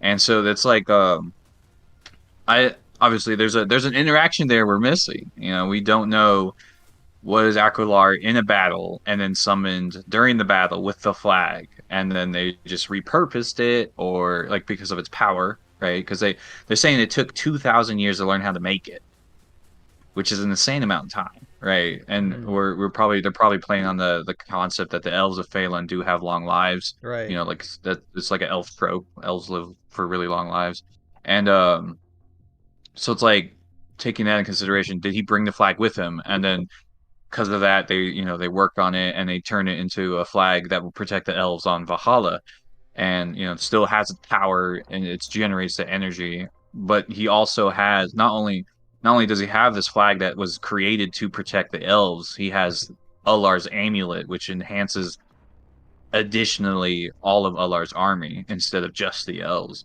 So it's like there's an interesting process of elimination, kind of seeing how he became, you know, this head figure in Ular's army. But the other mention I noticed, they mentioned the Wayland tree, right? And the Wayland tree was actually brought up in the Warriors of Ashra bio, as that's the city of Ashra is not built but grown into the Wayland trees of Phaland. So the way to describe it is that the city of Ashra is actually part of the forest itself, Kind of like Lorien. and so Taken yeah, from kind of like Lorien. like it's in the trees. It's like they said there. What was one of the lines they used? There's not a single straight line in Ashra because it's all winding pathways built into the branches, built into the trees itself, and things like that. And so I always found that like a really engaging visual of the planet of the elves and all the other, you know, mythical creatures that we know from Heroscape. For sure. Like, it would have been really cool to see more visuals, of course, but you know. Right. Well, it sounds like it sounds like a take from, or a nod from Tolkien almost. Oh yeah, there's a lot of very strong hints that Phaland is, and especially with the Elven faction, that they were referencing Tolkien through designing them and kind of giving them that reference. For sure. For sure. Well, with that, I will let that be the last word for Akalora, right? Akalar. Akalar. Okay, yeah. See, oh darn it, and it's like name pronunciation. Okay, 101. The H is really tricky. I like the H just throws you because Yeah, you're like, should I pronounce it? Should I not? I don't. So in it. Anyway, very interesting, expensive flag bearer miniature. I think it's actually one of the most beautiful designed of the flag It's a good bearers. design. Yeah. It is. It is very nice, and just the background and lore and history on it, and the possibility of using it, you know, in a range of elf and elf warrior armies. For sure, it has that. So that has been that segment for taking a look at these OG Heroscape squads and heroes, and we will definitely be doing more in the future. So, Ryan, I mentioned the thread that I started that has a picture of a whole bunch of the old-time Heroscape players and sort of names. I sent you I know that you're probably running out of space under this post for all the links, but I sent you that thread by a direct message, so you should have it. Okay. If you want to drop Okay. a link to that. I can post it to the live stream after and yeah, I'll take care of that at a later time. So I do appreciate that. All right. So we are winding down on this live stream. Just a couple more things. We do have a couple comments from the last live podcast. So let us get into those really quickly. Shouldn't take too long here. All right, so first from G Busy, it says, "It just so happens I was reading some Thormun's journal entries right before watching this. Lore videos are awesome, even though, yes, last time Jeremy was not with us, even though Lore Master Jeremy was missing in action on this one. By the way, I'm a millennial, but I love repurposing Gen C terminology for the okay. And he's talking about Riz. Yeah, when we were. Oh, did you all talk about Riz? Yeah, we talked about Riz last time because I have. You know what? I have no clue what that means still, but I'm going with it. Okay. So I messaged Tabletop Bro because I found this out from Twitter. Oh, so or no, actually, I found it out, and then I think so. I work with a bunch of teenagers because I work at a restaurant, and I work with a bunch of teenagers, and they were mentioning it, and I was like, "Okay, you got to tell me what this means." And one of them said, "Riz is short for charisma." So it's okay. Now that clicks. Okay. Yeah. So if they got the Riz, it means they have charisma. Like, you know, just really good personality. Okay. Really good vibes. So that's not the slang word for hot dog then. No, that's that's a glizzy. That's yes. Okay. All right. Understandable. Okay. No, thank you. Sorry, Joe. I Oh god. Okay, and G Busy says it's my Well, coping mechanism. For Welcome to getting being old. older, Joe. How you Yeah. doing? Yeah, Oh, I'm well, yeah, we're fine. in being- the 80s. Look. You get sniz on the reg, okay, and that's how it goes. All right, that's what happens. Anyway, thank you, G Busy, for that comment. And then another comment from Demon Hunter Pillar P86. I don't know who this person is, by the way. Yeah, no idea. It says, I really enjoyed the segmented nature of this show, especially the journal reading. A version 2 of the Heroscape would be awesome, especially if you could get Magnavox Box to do a second recording. Yeah, we'll see. And yeah, I think I know like these past few weeks, me and Mr. Joe Crazy here, we have been putting our heads together, developing more structured format for this show for this show, just to and also it helps me with editing it as well to get these into segments. Segmenting stuff. So people don't have to like watch the whole podcast to get what the things that they might want to watch and not want to watch everything else, because then I had some requests for that and I want to honor that as much as I can in the time I have. So yes, that's what we're trying to do, and we'll get better. We'll keep on going as time goes on. And Demon Hunter also says there's a reason the Fourth are one of the best units in the game. Or there's a reason the Fourth are one of the best units in the game, and a lot comes down to their simplicity of gameplay, as Joe described, where they moved a couple of times and then sat the rest of the game. In fact, they are simple enough a flowchart was created which you could use to dictate all your decisions when playing with them. See Fourth Mass Flowchart under Master Index in the book. Yeah, and that's provided in the Books of Heroscape as well. And it also says when playing melee into Fourth, the key is the slow roll. You need the majority of your army to arrive across the field at the same time. So once you start attacking, you consistently get the 4 to 6 attacks with bonding melee. Right. Okay, so like heavy melee, we were talking about counters. Heavy melee would work, like knights would work, because they're relatively light attacking, and eventually the knights should be able to survive the barrage as long as they can sort of slow roll effectively in and arrive in numbers. That's exactly right. For sure. So that is a good bit of advice. Also, I wanted to shout out. It was G Busy, right? Yes. Is that? Yeah. He's one of my local guys. Yeah, I know who he is. I just say his YouTube name. Yeah, for sure. I wouldn't be able to forgive myself if I didn't say hi. For sure. I do a local. All right. Yeah, no, I chat with them often sometimes too, like off YouTube and stuff. So yeah, no, he's a cool guy.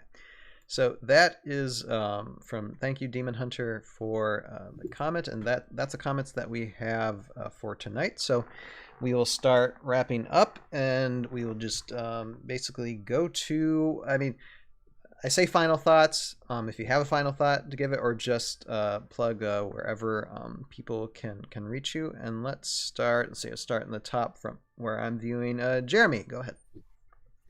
All right. Well, it's good to be back. I was on vacation for the past couple weeks. Went to visit my girlfriend and see how she was doing for the holidays. So that's why I was missing.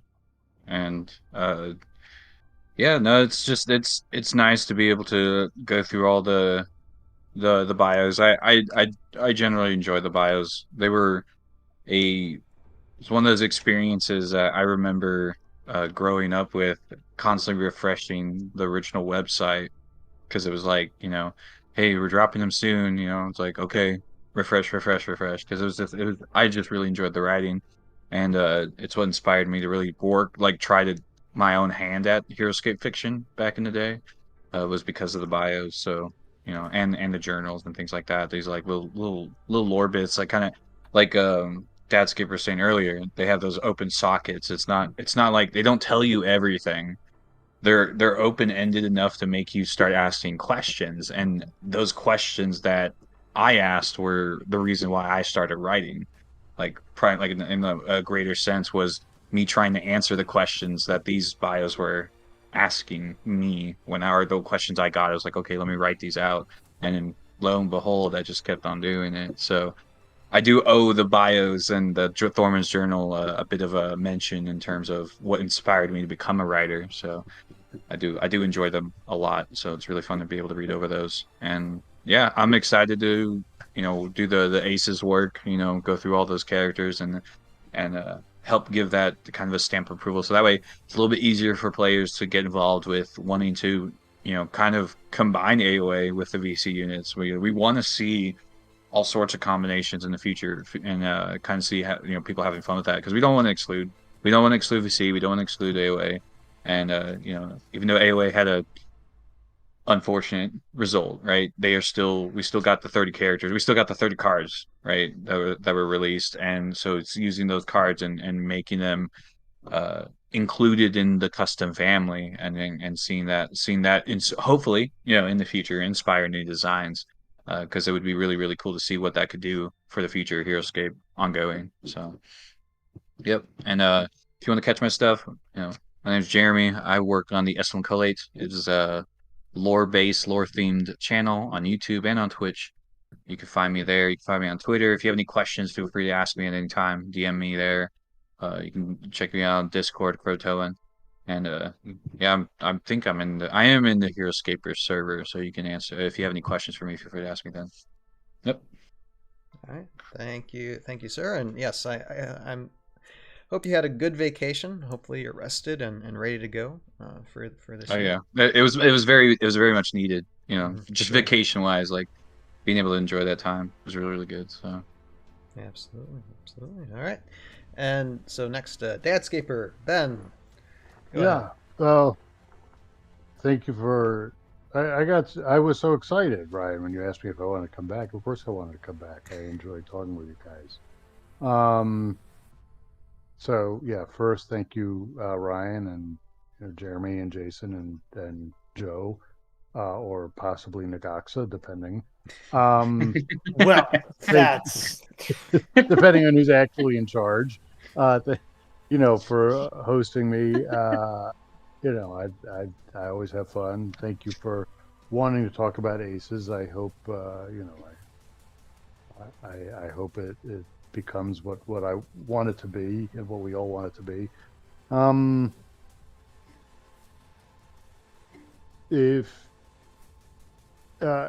If you want to know, last time I was on, no, the first time I was on, Joe wanted to talk about his own personal customs that he was designing. If you guys want to, that's something that we have not talked about on the show, is the process of design, sort of separate from the projects that I'm working on, but just sort of how the process of design and the process of workshopping a design. And that's something we could talk about another time if you wanted. For sure. Yeah, I'd be happy to come back and talk about that. So you could find me as Dadscaper on Heroscapers, or DS3272 on Discord, Board Game Geek, and pretty much wherever else. Thanks again for having me. I look forward to next time. For sure. No, and always fun having you on board, and just thank you for coming on and discussing these things with us, Dadscaper, for sure. And Jason, go ahead. Yeah, I guess my job here is to ask the hard questions about tabletop game design and related things, and I guess I did that pretty well tonight. It even manipulated Joe a little bit to help me out, apparently, so I think that went well. Not mind shackled. Possibly, you never know. the plot thickens. So anyway, yeah, thanks for having me. Always enjoyed being here and chatting with you guys. So if you're interested in my content, I'm over at Rocker Robotics on YouTube and the tabletopbattlefield.com, as well as EmpireUnderSiege.com, with my space combat miniatures game Legends of Caladasia. All right, thank you, Jason. And Sir Joe Crazy. Look, I am extremely excited to finally play with any of the AoA designs. I can't wait. I know my friends and I are in the process of looking into the models and trying to find alternate designs, and I can't wait for that to happen, to share to all of you and all my audiences on my channel, to just so we can show you guys what we have picked and what are we going to be playtesting with, because I want to help you guys with ACES. I want to be able to say, hey, you know what? All of this is great. This works. We have a lot of the VC units that we play with. We're very familiar with the VCs.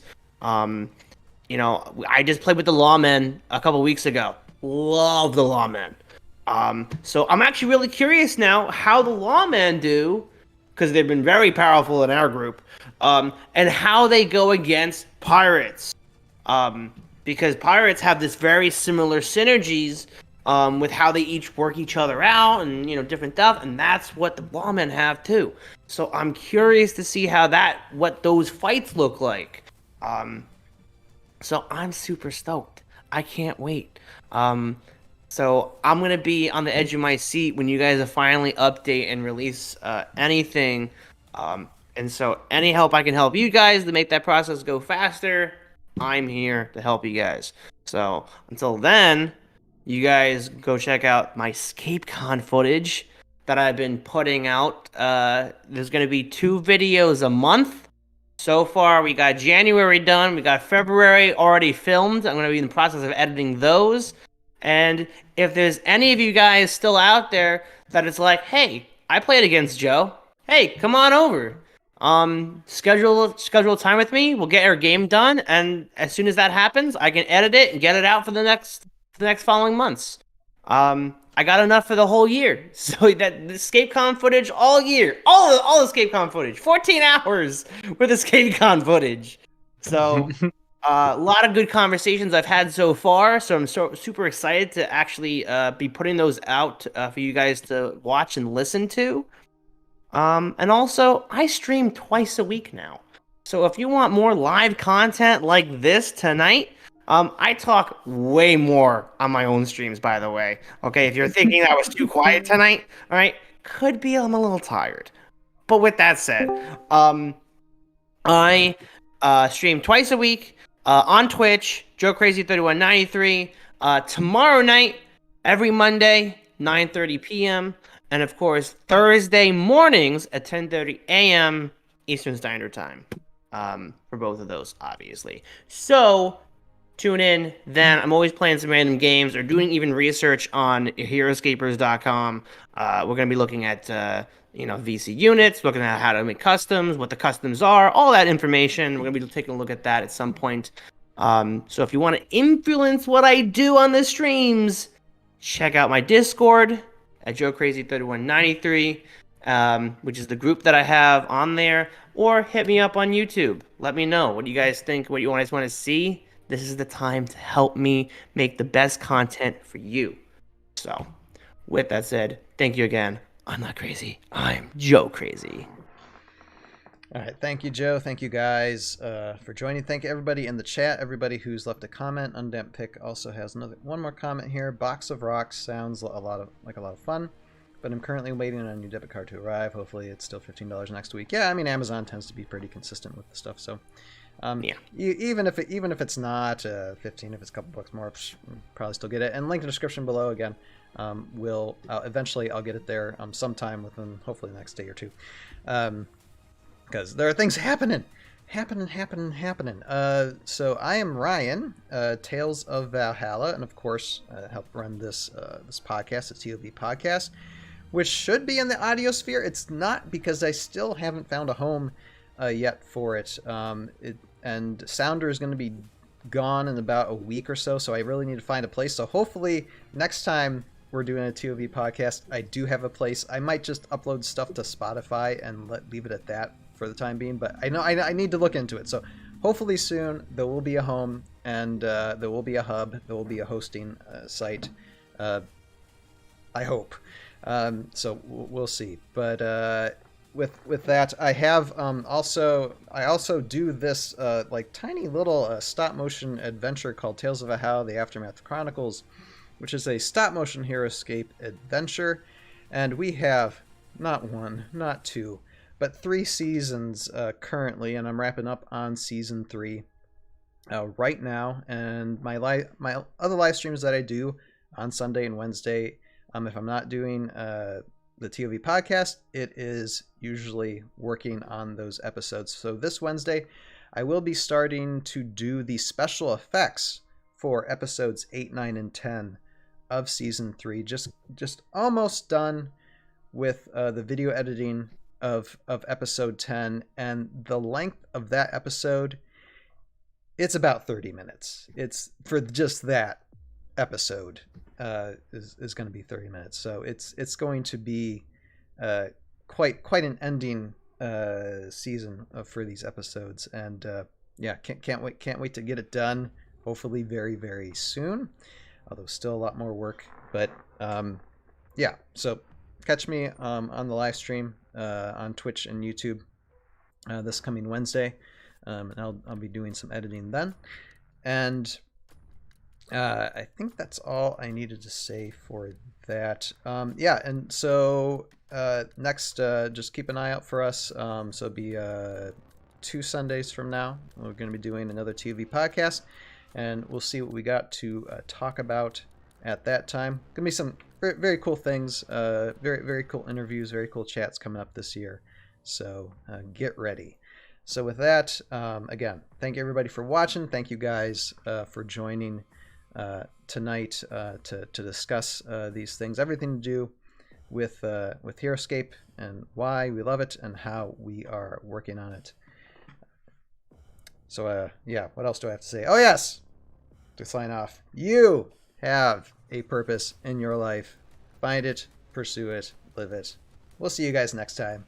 Bye now. Later. Peace.